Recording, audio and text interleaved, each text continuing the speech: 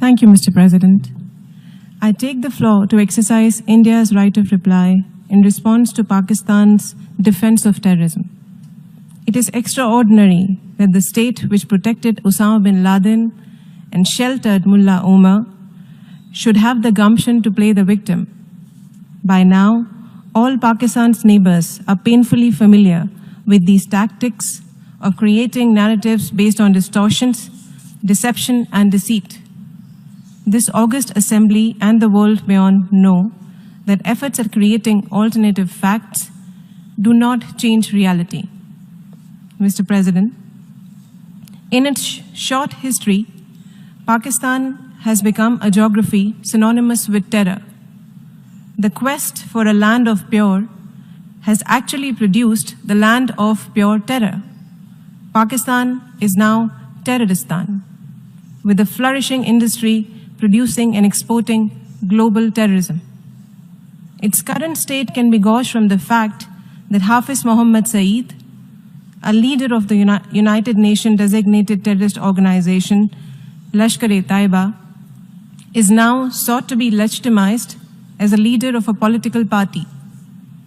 This is a country whose counter-terrorism policy is to mainstream and upstream terrorists by either providing safe havens to global terror leaders in its military towns or protecting them with political careers. None of this can justify Pakistan's avaricious efforts to covet the territories of its neighbors.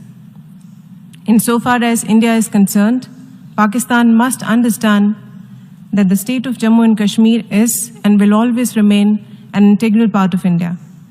However much it scales up cross-border terrorism, it will never succeed in undermining India's territorial integrity.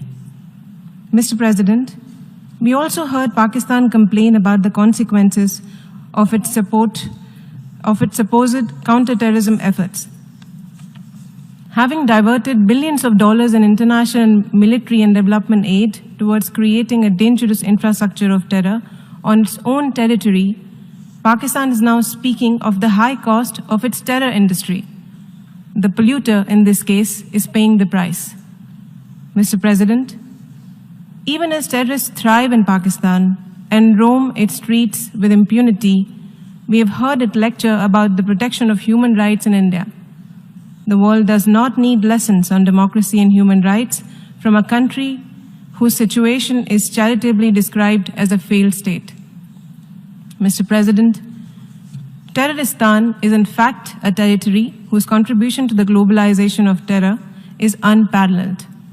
Pakistan can only be counseled to abandon a destructive worldview that has caused grief to the entire world.